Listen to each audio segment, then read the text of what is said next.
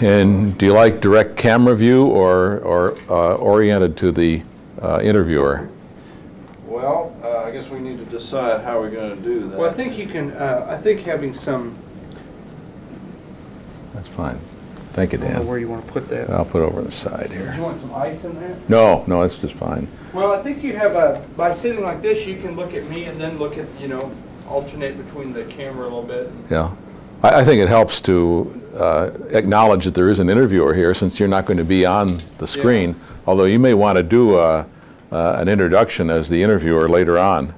To edit in. To have that disembodied voice and no figure is a little disturbing. It is. Well, people just wonder, and that's distracting.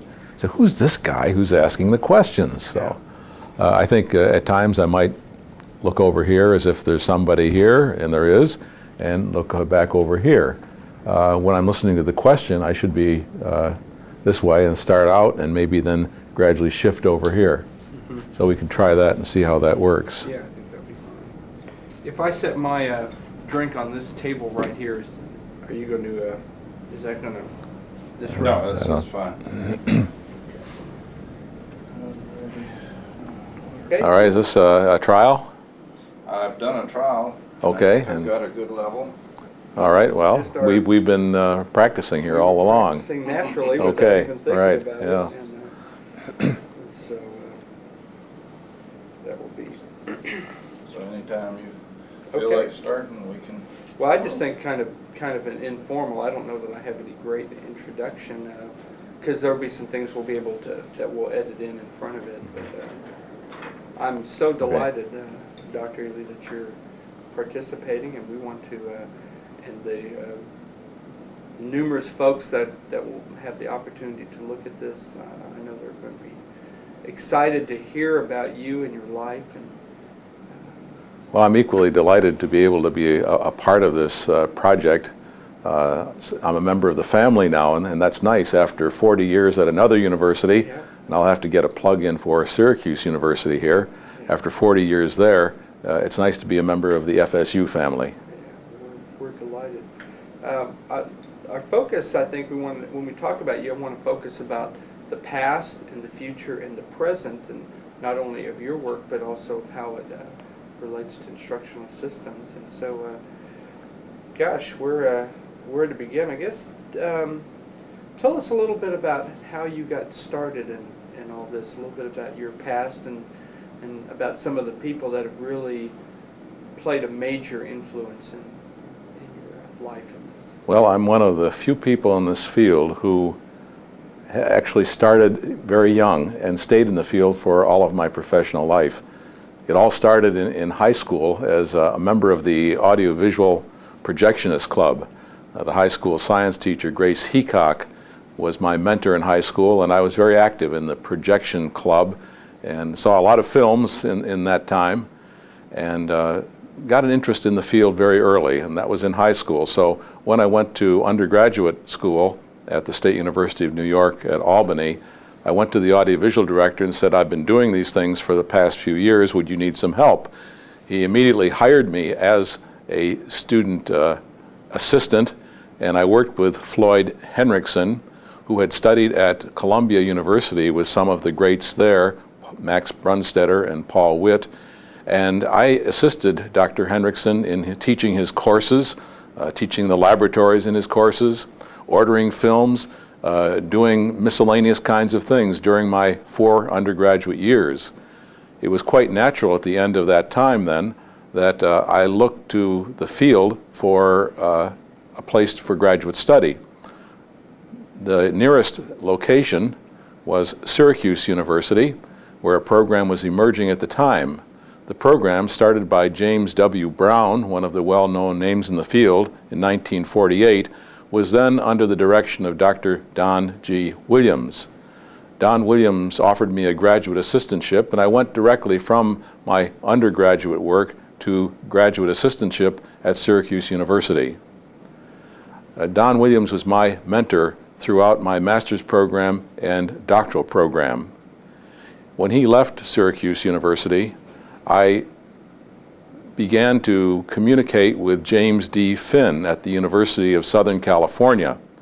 James D. Finn is one of the well-known names in the field, the person who really first coined the term instructional technology. And even though he was in Southern California and I was in Syracuse, we communicated often. We met often in Washington, Chicago, Los Angeles on a number of projects that we worked with. So when you think about mentors and people who influenced you, it would be my high school science teacher, the college audiovisual director, and then James D. Finn, a colleague in the field. And I would have to add one more. That would be the Vice President for Academic Affairs at Syracuse University, who hired me to become the Director of the Audiovisual Center and Chairman of the academic program. His name is Frank Peacecore. He eventually left Syracuse to become President at St. Lawrence University. So that's the history of my mentors, not one, but several over the years. When you talk about your start in audiovisual, and then moving into the field, there's I guess an evolution of what instructional systems means from when it began when you started. Tell us a little bit about instructional systems. What does that? What did it mean then, and what does it mean now? Well, instructional systems terminology was not used when I entered the field. That really began in the early 1960s. There was a conference sponsored by the U.S. Office of Education at Syracuse University on the systems approach to instruction, and that was held in 1964.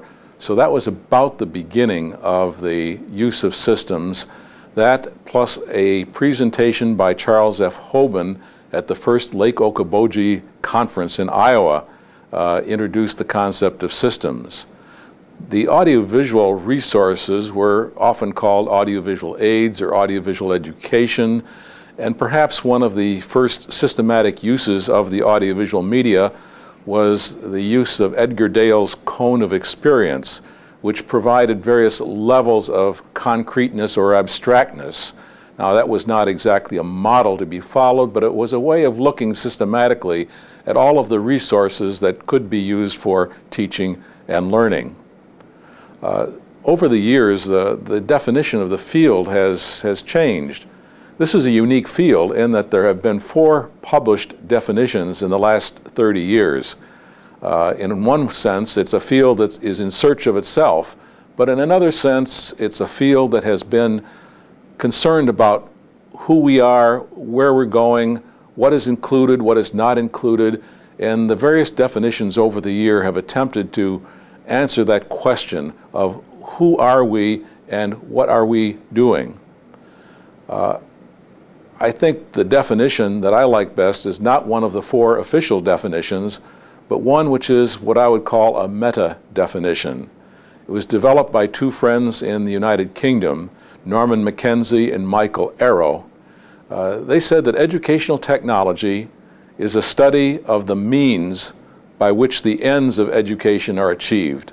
I like that because it covers audiovisual media, it covers systems, it covers technology, it covers a lot of the elements that we put together to make a system, a study of the means by which the ends of education are achieved.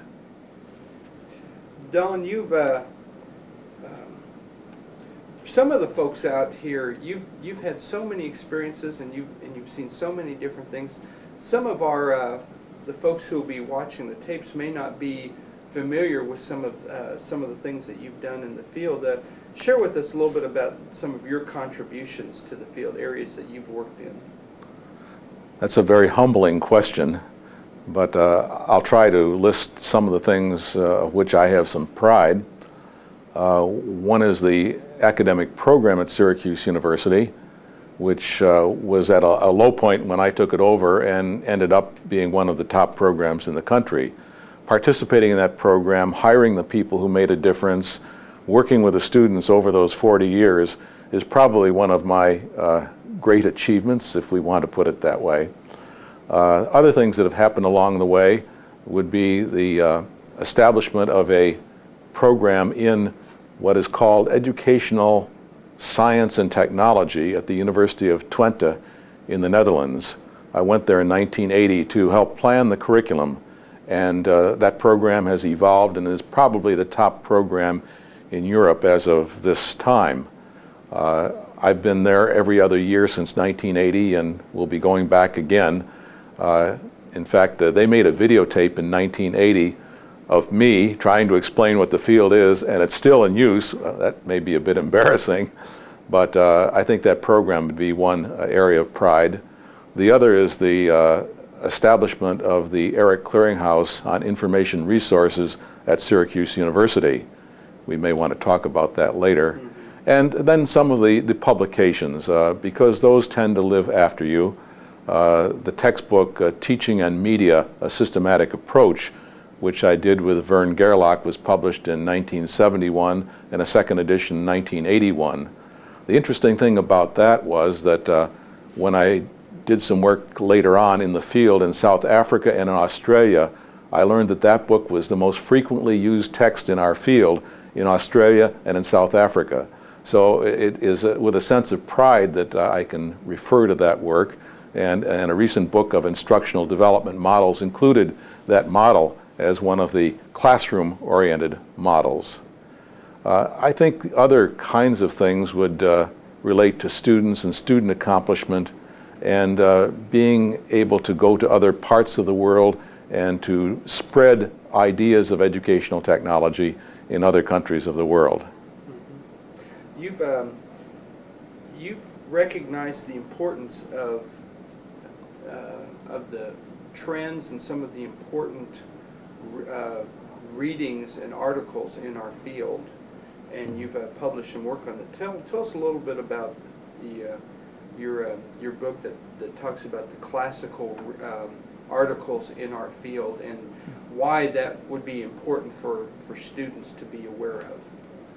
Well, first, it might be a good idea to indicate why a person writes a book or edits a book. That is to fill a perceived need.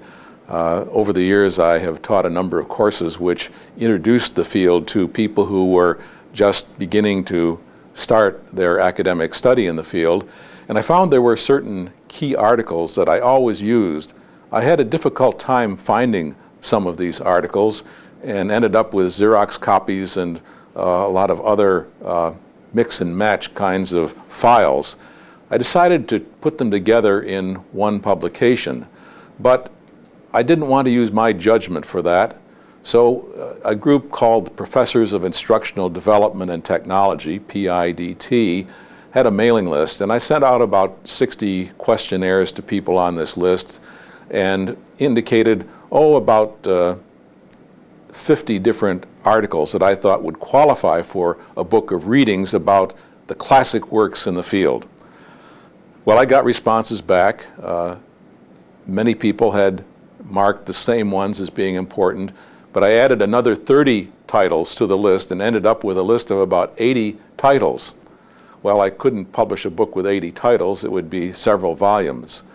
And then the publisher informed me that the budget and the plan and marketing for this particular volume was limited in size, and I would have to cut that to about 20 classic items. And so working with my co-editor, Tjeerd Plump from the University of Twente in the Netherlands, we reduced that in size to 20 classic works, which then appeared as classic writings on instructional technology. I think there should be a volume 2 and 3 because there are so many classic works that people should have access to and find them easily in some publication. Dr. Ely, you've talked just a little bit about the process that you used for a book. I know graduate students that have never written a book are going to be very interested in learning about gleaning from your experience. What process does a person go through when they want to write a book, or even, I guess, on a smaller scale, an article? What would you recommend to these folks? I'd like to expand that to how you get going in research, because usually publications come out of some research or activity that you feel should be reported to the larger community. And let me try to combine that with research. one area of research in which I've had a lot of interest is the conditions which facilitate the implementation of educational technology innovations. That grew out of teaching a course in the diffusion of innovations, change agent procedures, and so forth. I kept finding in the literature reasons why people resist change, resistance to innovations and new ideas. And the more I thought about that, and the more I looked at these lists, the more I felt that that was a negative approach to attempting to bring about change. And so I said, if we looked at successful programs where implementation of educational technology had been successful, there are probably certain conditions that are the same in every setting. And so after a very thorough literature search and a Fulbright Award for research in Latin America, where I revisited Chile and Peru, where I had worked 25 years previously, and a trip to Indonesia and my work in the Netherlands and the United States, I was able to determine 7 conditions that always seemed to be present when innovations were successfully implemented. Later on, there was an 8th condition. But that's how that got started. I published an article in the late 1970s, then another one in the late 1980s, and since then I have directed 8 dissertations which have further tested those 8 conditions in a variety of settings, and they moved beyond educational technology innovations to other types of educational innovations. And parts of those dissertations have been published, and I'm in the process now of putting together all of these findings to publish still another article. So it really grew out of my teaching. Another research and publishing area is in trends in the field of educational technology. In my capacity as director of the AECT Clearinghouse on Information Resources, we were required in the 1980s to submit to Washington every year a list of the trends in the field. Well, how does one determine what trends are in the field? You can put your finger to the wind. You can ask a lot of people who should be knowledgeable. You may call a conference and people talk for several days and come up with a list of trends. But I chose to do a content analysis based on the work of John Nesbitt and his megatrends, and his work I found was based on other work of a sociologist. And I used some of those same content analysis techniques, and over 5 different publications on trends in educational technology, starting with 1988 and the last one was 1995, in looking at over 2,000 items from dissertations at the most productive institutions, AECT input, articles appearing in 5 most frequently used professional journals, and conference programs. I was able to get items that were then content analyzed and put together to form the trends in the field. So that grew out of an obligation, a contractual obligation with the U.S. government.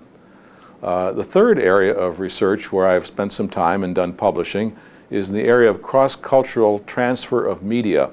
How do you take media that are created, produced in one culture and move them to another culture and still find that they are useful? This came out of a very pressing need in Indonesia, where we were establishing an open university. The time pressure was great, and there was insufficient time to produce the materials, to create course materials in order for the open university to open on time. So we began to search the world for courses that had been completely developed that were culturally translatable, like a mathematics course and a basic psychology course. Of course, we couldn't do history and other kinds of courses, but we did find them, some of them at the British Open University, but they had to be translated not only linguistically, but translated culturally. What kinds of things do you look for? What kinds of changes do you make in materials that were developed in one culture to use in another? And I did quite a bit of research and discussions with people and published an article in this area and continue to be interested in it, because as we move into truly a global society, we ought to be able to create things that are applicable in many societies rather than just one. So each of these was motivated by some need. It wasn't just to pull ideas out of the air and say, well, somebody might like to find out about X, Y, or Z. These were real needs that were being met, usually by research that ended up, in each case, with publications. You've mentioned a number of times about your interaction with different countries overseas. What have you learned about working with different countries, and what can our future students, what are some things that we need to know about our field as far as working globally? Well, let me be very professorial and say a first good step would be to read an article which I wrote for Educational Technology Research and Development, volume 44, number 4, on how to get started in international activities within our field. There are a number of places and resources, as well as some lessons learned from my experience. That article would be a good one to refer to if anyone is interested in working internationally. But there are other things. Most of the international experience I've had has been related to former students or colleagues who were working in other countries. I was called to come in as a consultant or to teach or to carry on some kind of activity. I would listen to local people rather than people from my own country who were telling me about the status of the field in that country. I would talk with individuals in positions of authority. I would talk with professors. I would talk with people who were active in the field to find out exactly what was going on in the field, what is the status. I would try to get a broad general understanding of the field, the educational process, both the primary, secondary, as well as the post-secondary education in that country. I would try to learn a little bit of the language. In every country where I've worked, I've tried to learn enough of the language in order to communicate with people, at least on a superficial level. Spanish is my second language. I do speak some Indonesian, and I do speak some Dutch. Not enough, but enough to get around and to not lose my way, and to say to my colleagues, I know you have another language. I think that it's important. I've tried to learn a little bit of it. It's often arrogant of some people to go into a country and expect other people to speak your language. So I've tried to do a little homework each time I go to another country and learn the language of that country. I think it's important to understand the culture and the unique aspects of that culture. You do this by watching videos, by reading books, by looking at some of the tourist literature. There are many resources that you would use before going to the country. Try to go prepared with questions to ask. Be interested in what people are doing there. Ask about the problems and perceived needs. You are a guest in the country. You're there to help. You wouldn't have been asked if they didn't think you could contribute. But to come in to offer solutions, and very often solutions to problems which don't even exist, I think is another arrogant approach that some people take. I prefer to stay away from that approach. Dr. Ely, you've worked for some time in the area of distance learning. What does distance learning mean to you, and where do you see the future and potential of that in today's world? Well, as we record this session, it's a very hot topic. A lot of people are interested in it. And distance learning seems to mean whatever any individual wants it to mean. In its very basic form, it's a separation of physical presence between an instructor, teacher, and a learner, using some medium for communication in its very simplest structure. But it has many manifestations. Some of them are one medium oriented, that is television, either two-way television or one-way video and two-way audio. That is distance education for some people. To others, it's computer-based, it's networking, it's use of the World Wide Web, the internet, email, chat rooms, and so forth. That becomes a vehicle for distance learning. For other people, it might be correspondence. where printed materials are sent to American students overseas who are working with parents in another country and there is no high school in the English language. They work on correspondence instruction. This very often is generated by the University of Nebraska. Still another kind would be interactive radio instruction. If you go to Kenya or El Salvador or Nicaragua or Thailand or Papua New Guinea, you will find interactive radio in remote areas of developing countries. Teachers from the capital city are sending via microwave radio signals to students who are assembled in remote areas using battery-powered radios. This is distance education. There are a variety of manifestations of distance education. The important thing is which manifestation is best for which audience and which purpose. I usually end up saying probably a mix of many of the above. There is no one means that is the best for all distance learning. There are multiple means, and probably those means ought to be directed toward programs that consider the learners and the context and the subject and all those variables that we talk about in instructional design. Bottom line is that instructional design is the most important part of distance education.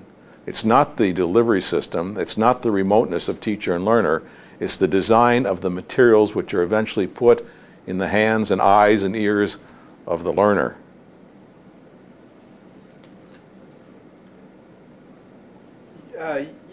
You mentioned earlier about your involvement with ERIC. Tell us a little bit about how ERIC came to be and what ERIC is, and how students can now use ERIC as a tool. Well, ERIC is a topic in itself. The ERIC database, which now in the mid-1998 era is a database with almost 1 million citations from various documents and journals. ERIC was founded in 1976, so it's more than 30 years old in 1998, and its system of clearinghouses by subject matter is probably one of its ingenious plans at the creation. My affiliation with ERIC was when I put in a bid to bring this ERIC clearinghouse to Syracuse University. For the first 10 years of ERIC, the clearinghouse on educational media had been at Stanford University. Another clearinghouse called the Clearinghouse on Library and Information Science had been housed at the American Society for Information Science. The request for proposals that came out in 1976 asked for the formation of a new clearinghouse called the Clearinghouse on Information Resources, which would bring together the two clearinghouses of educational media and library and information science. Syracuse University was successful in gaining that contract, and we began January 1st, 1997, and have continued until this date. We have changed the name of our clearinghouse to the Clearinghouse on Information and Technology. ERIC is a vast reservoir of information. It is in multi-language form. A very small percentage of the million citations would be in foreign languages, perhaps about 5%, but it is multilingual. And the genius of it is that an ERIC search can yield both documents and journal articles. The documents are available in full text on microfiche. Now, in this time, microfiche seems like an archaic storage medium, but if it's not available any other way, it's nice to find it on microfiche and perhaps print it out. I foresee, and this is looking ahead to the future, a type of laser disc or some new technology that will store full text of all of the ERIC documents. Probably not those from 1976 on, but those currently that are now being submitted to the ERIC system in digital form. So I think with digital formats and scanning technologies, we will see full text of materials available within the system online. Right now, when you do an ERIC search, you get an abstract, If you want a document, you go to microfiche or to a resource that would print the microfiche or on paper copy for you, or you go to the journal itself or to an organization that makes a copy of the journal for which you pay. This is a government-operated resource. I like to say these are your tax dollars at work. Universities house most of the clearinghouses. There are commercial enterprises that do the microfiche, make the paper copies, do the indexes.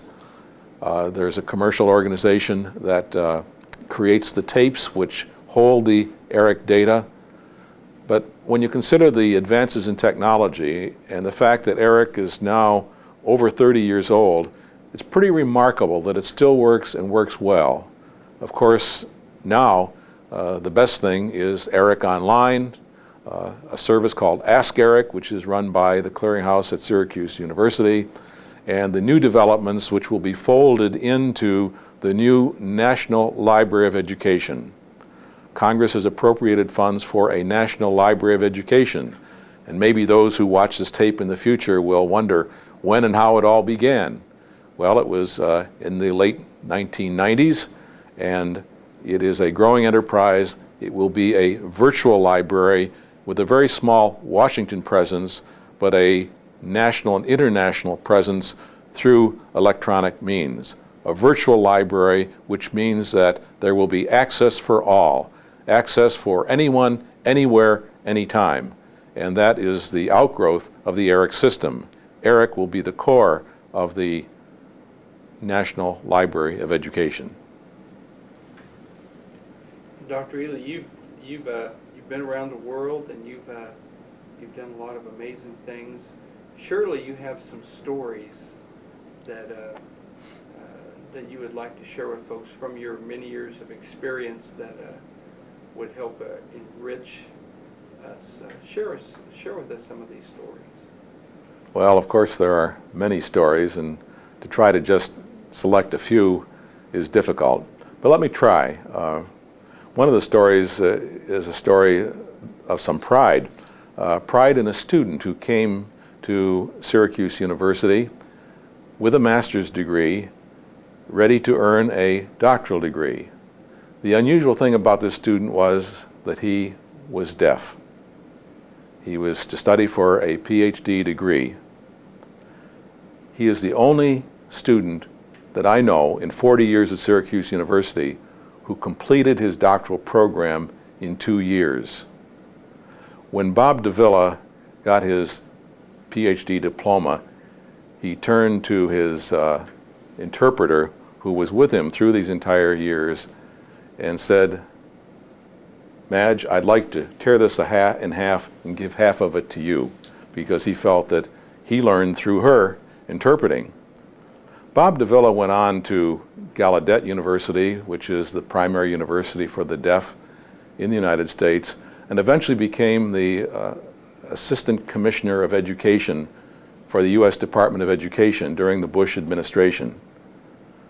He was in charge of the area of the handicapped. When the politics changed, he left and became vice president of the National Technical Institute for the Deaf at the Rochester Institute of Technology, which is where he is now in the late 1990s.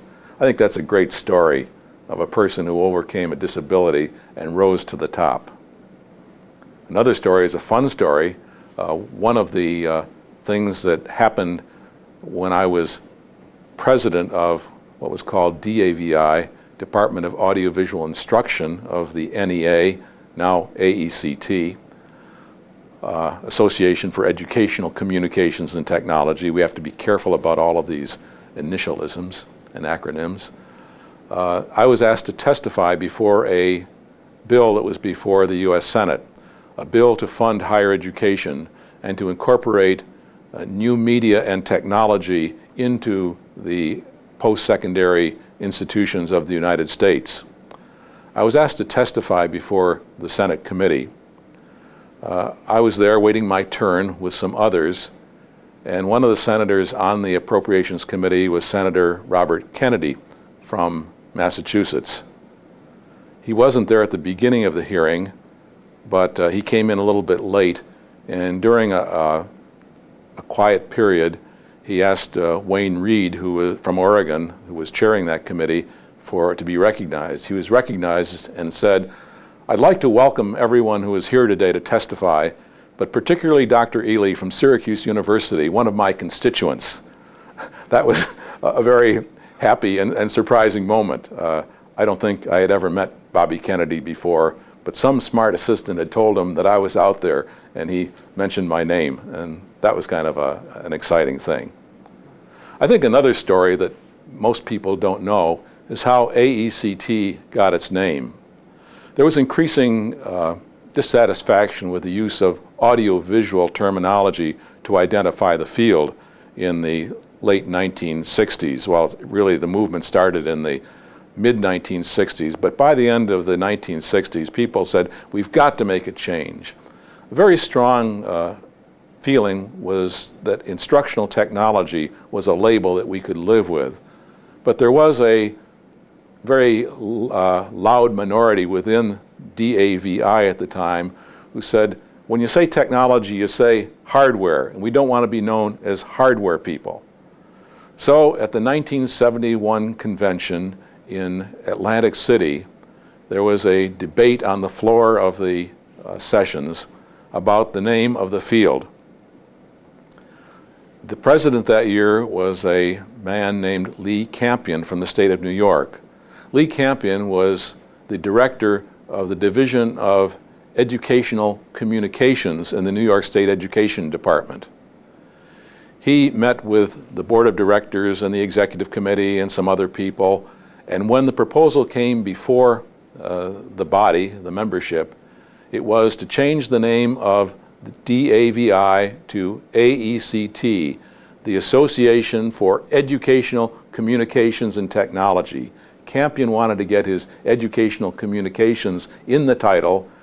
Some people wanted technology, so they developed an identity which was somewhat like stuttering, educational communications and technology. And so it has been ever since. And I'm not sure how long the label will last, but that's how it all came about. Just within the last few years, you've come down to the Florida State campus and been part of the family. Tell us some, from your many years, tell us some stories that you have from your days at Syracuse of your interactions with some of the Florida State professors. Well, I've always felt close to Florida State University with colleagues here who thought a lot alike and were doing and interested in some of the same things that I was involved in. I'm not sure this was my first contact, but the first important contact was to meet Phil Doty and his mentor, Bob Stakinas, from the FSU faculty at a meeting we were running in Auburn, Alabama. We had a grant from the U.S. Department of Education to look at curricula in the field of educational technology, and we held a series of small institutes around the country called Curriculum Development Institutes. Phil Doty was just finishing his doctorate at FSU with Bob Stakinas as his mentor. We had a position open. This was the day before search committees existed, and we invited Phil to come to Syracuse. He did. We hired him, and as a consequence, Phil Doty is still there 25 years later. He's been chairman of the department and made many, many contributions. So FSU was really moving into Syracuse University territory, and we were very happy. Over the years, I've worked with people like Bob Reeser.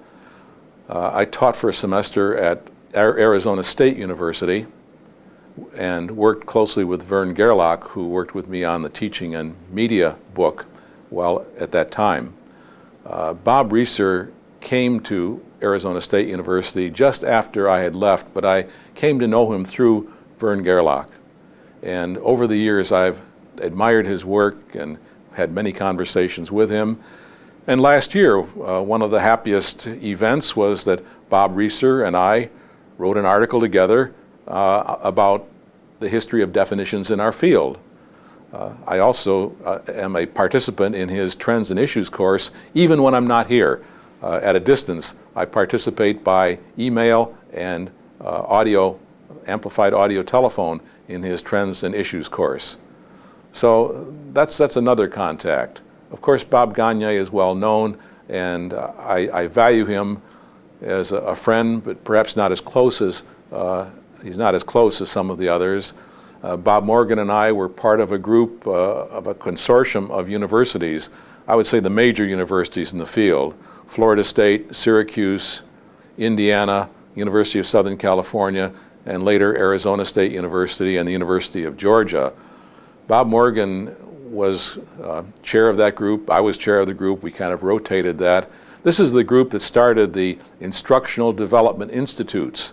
This was way back when Jim Finn was part of the consortium. It became the Special Media Institutes Consortium, and we finally consolidated and called ourselves UCIDIT, the University Consortium for Instructional Development and Technology. And in that capacity, Bob and I became good friends, and we have remained good friends over the years. Incidentally, it was that group that began PIDT, Professors of Instructional Development and Technology. That was the last hurrah of the consortium. Everybody in it remained friends. There were no divorces, but we went ahead, and I think we helped to shape the thinking in the field through the consortium, and Florida State was very much a part of this movement. Roger Kaufman has been a lifelong friend, even from his California days, and John Keller. We lost John Keller because he came right out of his program, his doctoral program at Indiana University, to Syracuse University, was a member of our faculty for a number of years, was one of the professors who went to Holland and to Indonesia, and eventually was attracted to Florida State University. So we still feel a dotted line connection with John Keller. So there have been a lot of interactions over the years, a lot of cooperation, and it feels just natural to be at Florida State University with my colleagues who were more remote and are now much closer. You've just finished a remarkable book, an international book on educational technology. Tell us a little bit about the process, about the book itself. I'll give you a little plug for it. Yeah. And tell us a little bit about what you've learned from that experience and why that book would be important to students in our field. Well, the book is called the International Encyclopedia of Educational Technology. And any encyclopedia is intended to be comprehensive. And it was my intent and the intent of my co-editor, Tjeerd Plomp from the University of Twente in the Netherlands, to make it truly a comprehensive international volume. We were the editors for the larger volume called the International Encyclopedia of Education. This is a large 10-volume encyclopedia, all facets of education. We thought it would be useful if we could take from those 10 volumes those elements, those entries that were relevant to educational technology, and put them in one volume. After all, the large volume costs more than $2,000, and you wouldn't buy that just to get educational technology entries. So we convinced the publisher to create a spin-off volume which Dr. Plump and I would edit. We found when we had taken the articles that were already in that International Encyclopedia that there were a number of blanks, gaps. And so we came up with a list of gaps to be added to those things that already existed. And we ended up with some 80 or 90 entries to that encyclopedia. It's a rather large one-volume set. The authors come from more than 20 countries and represent thinking in our field from a global perspective. I think as our world becomes smaller and as we communicate more with people in other locations, that having a volume that represents the field in every location is terribly important.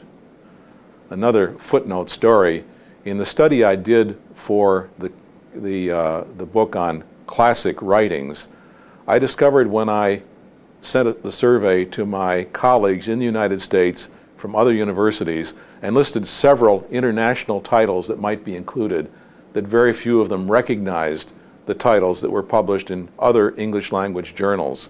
It's a comment on the insular nature of our field and maybe people in our country. Maybe it's not just this field alone.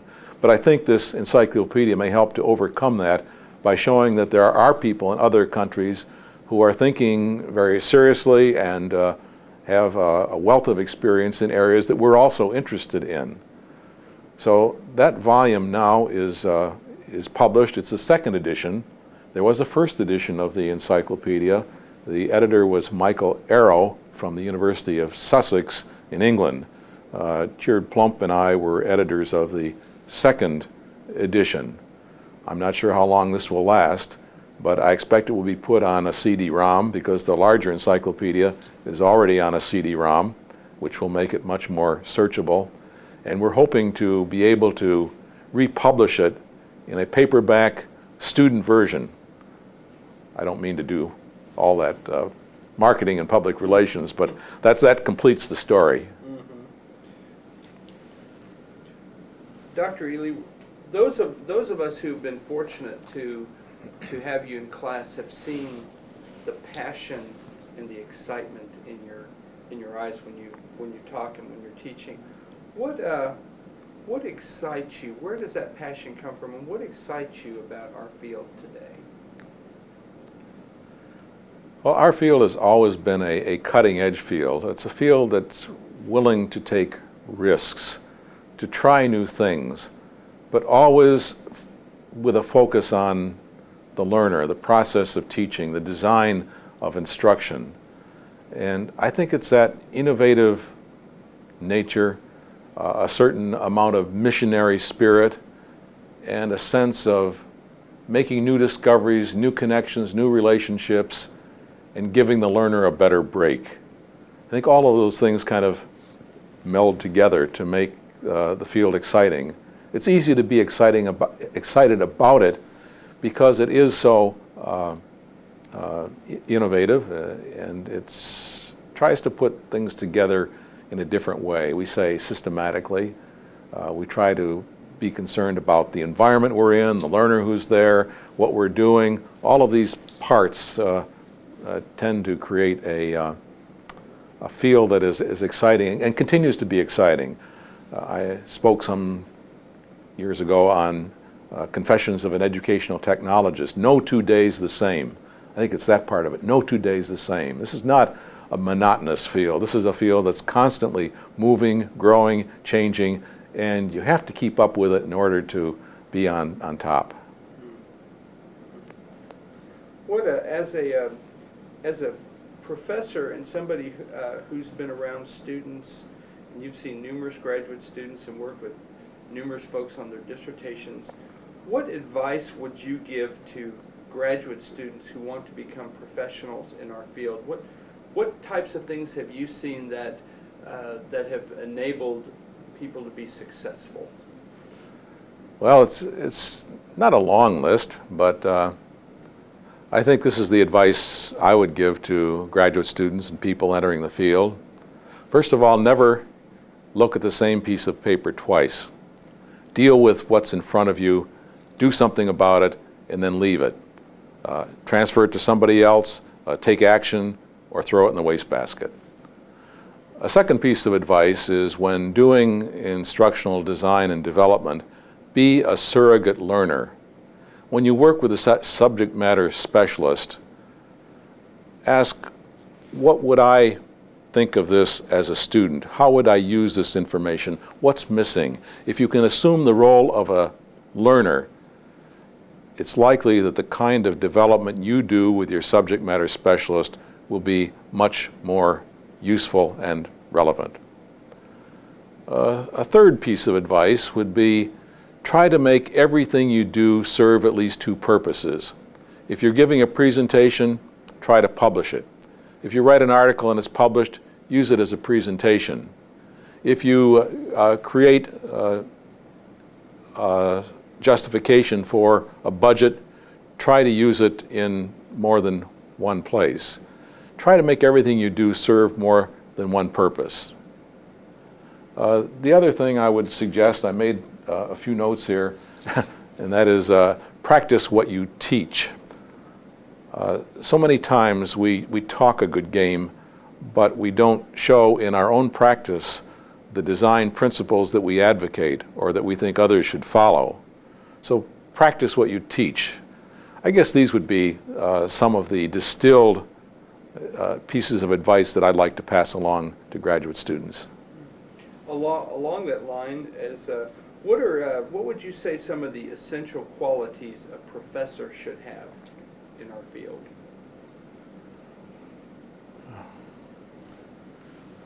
Qualities a professor should have. Again, some very simple suggestions. One would be to learn all of the students' names and call them by name. Second is to take time to listen. You're not just teaching and preaching, you're also listening.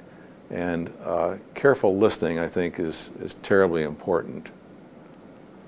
I would say in teaching to try to vary the activities that take place. To use one medium, whether it's lecture or video or computer or whatever, is usually pretty dull and boring as it wears on. Trying to vary the pace and the media that are used in teaching, I think, adds excitement to it. Providing feedback is terribly important. Students get frustrated when they just see a grade on a paper or a comment that's 1, 2, or 3 words long. I think students who spend a lot of time writing or creating websites or productions deserve a longer and more thoughtful critique of what they've done. And I've tried to do that in all of my teaching. I suppose there are more items, but I can't really come up with any more right now. Many of the programs of instructional systems are housed in colleges of education, and knowing that one of the things that we do is we're interested in improving instruction. What as professionals, what can we do to improve education today? I think one of the most important ways to improve education is to work with the individuals who are preparing to teach. As they leave undergraduate teacher education programs, they should be ready on day one to consider and to use instructional technology in appropriate ways. They should be computer literate, video literate, information literate. I think if we work with those who are preparing to teach, we can overcome the difficulty many generations later when teachers have to catch up, when they have to find time between midnight and 2 a.m. to make changes in what they're doing. I think helping teachers who are preparing to teach is probably the single best way we can help K-12 education. I think unfortunately our field has drifted away from K-12 education, but I would hope that we might, because of our place in a college of education, consider one of our major responsibilities, the preparation of people who are preparing to teach.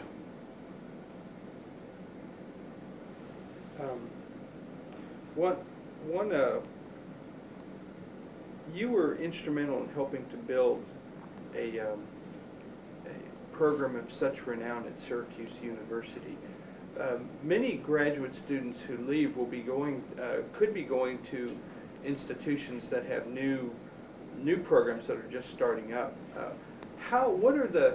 What are some of the secrets, if you will, for building a program of renown? Well, there are no secrets in building a good program in this field, and these rules probably would apply in other fields as well. First of all, find good faculty who communicate with one another, not individual people with high ego need, but people who are willing to work with others. Try to find people in that faculty who balance each other, who don't overlap a lot, enough for linkage, but not a lot. Find people who are willing to work together as a team. Also, part of this package would be selecting students who are curious about the field, who have high levels of interest, who are bright, who are eager to bring about changes. Just finding people who are obviously ready to make a difference in the world and to bring them in as graduate students, and then to pair up these students with the faculty for individual students to work with individual faculty members on research projects, on development projects, work with them work with the faculty on their own projects. This creates a lot of excitement and products and visibility eventually. I also would, you can't really do much about this, hope for a dean who has a commitment to the field. It makes a big difference, and I'm not sure that we can always do that, except probably programs would not be started unless there was a dean who was excited about the field. So I would keep that dean informed. I would try to provide that dean with information so that you would have continued support. I would also encourage internal communication, listservs among the faculty and students. I would also recommend connections with professional associations to see that students attend professional meetings of the International Society for Performance Improvement, for AECT, and other relevant organizations. Let students become professionals as students and not wait until they graduate. Give papers with faculty mentors or give papers themselves. I would encourage scholarship in courses, the creation of publishable papers, the creation of presentations within courses that will be recognized by others. These are some of the things that I think help make the mix of a good program. You mentioned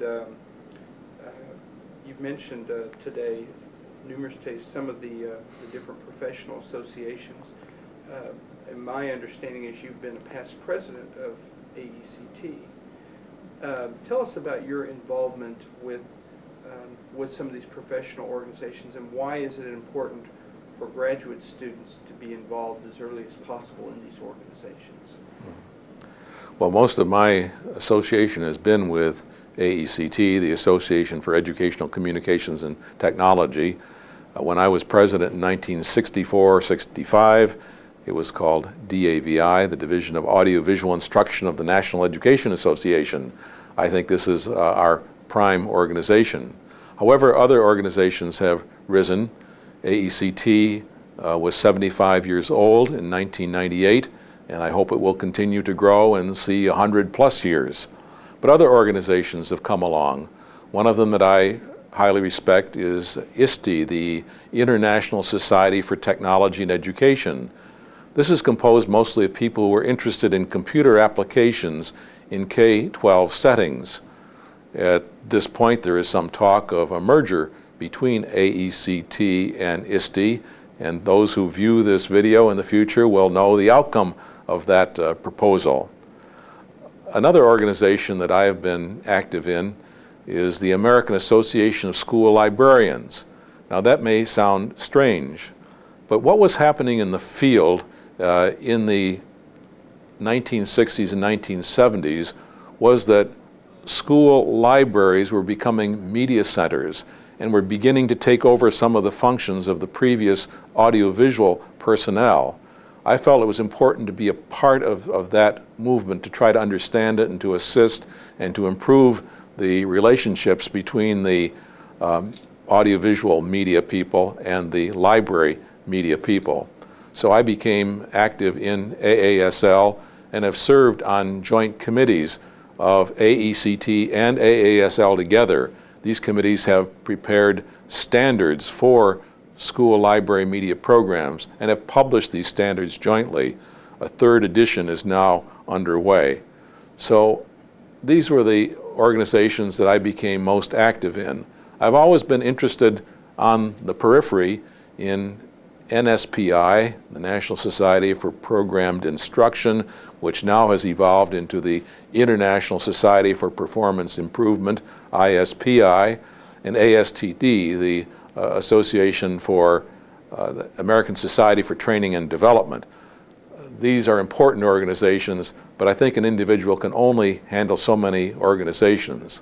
Another pan-education organization that I've been involved in, and many people in our field are, is AERA, the Association for American Educational Research Association, AERA. There are sessions dedicated to educational technology and applications of educational technology at the annual AERA meetings. That's a lot of initials, a lot of organizations. You can't belong to all of them.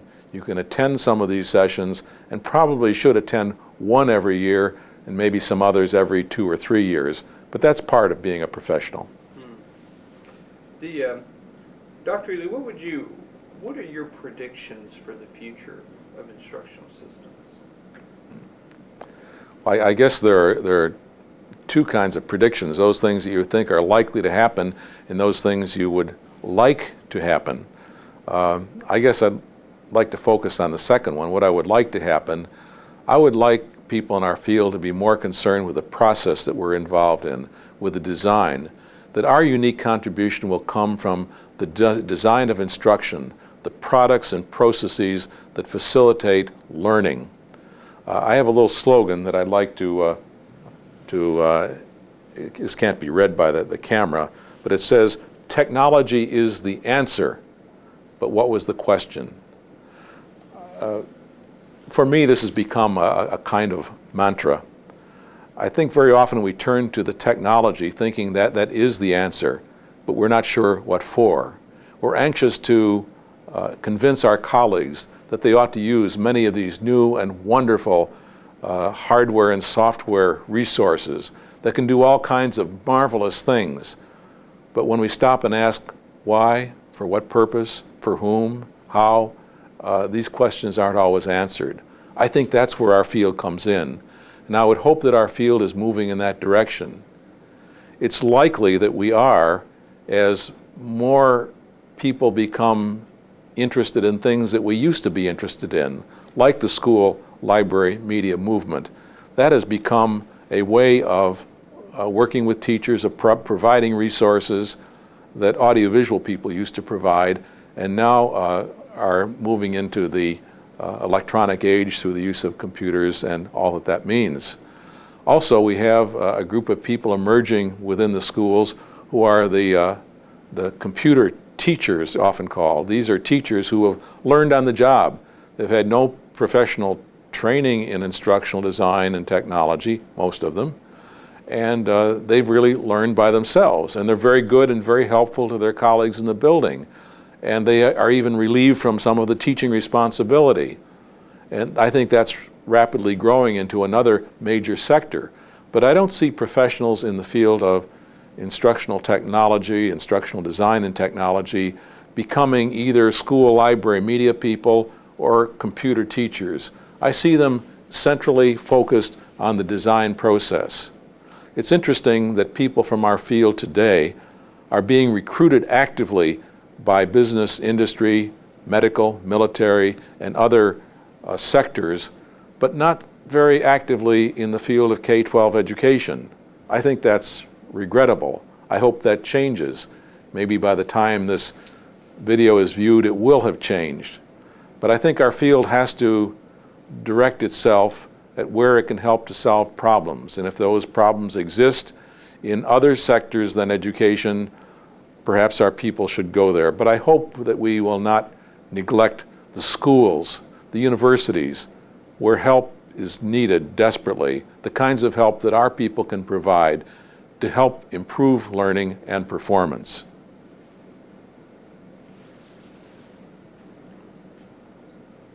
Dr. Ely, from what you know now, what would you do differently given the chance to do it over again?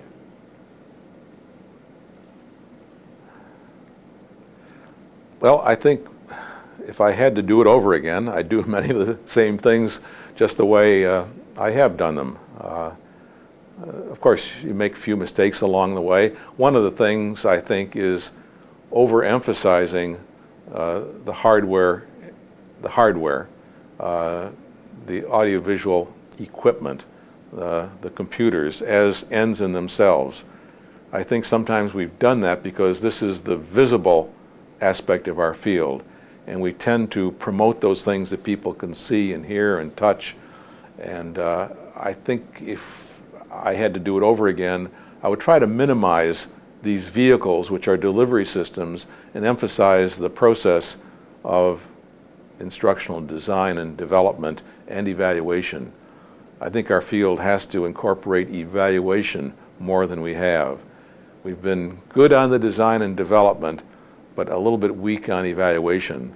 I would strengthen the evaluation component, combine it with instructional design and development, and then look kind of to the side at the delivery systems that make this all possible. So that would be one major change. I really can't think of others. I wish I could. I suppose if I had more time, I might.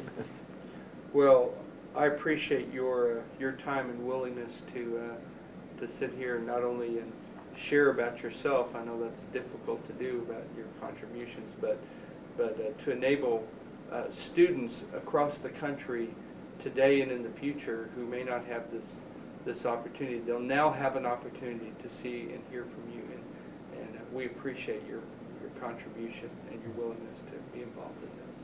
Thank you. I've enjoyed being part of this project and look forward to seeing what some of my colleagues have to say. Okay.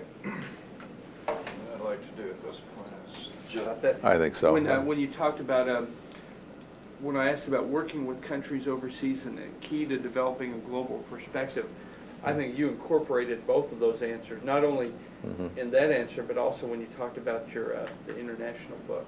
Yeah. Well, one question that's better asked off the camera is, where can I get that international book? Because I want to add that to my own personal library. well, it is probably Amazon.com. Oh, okay. It's published by Elsevier Science. Elsevier Science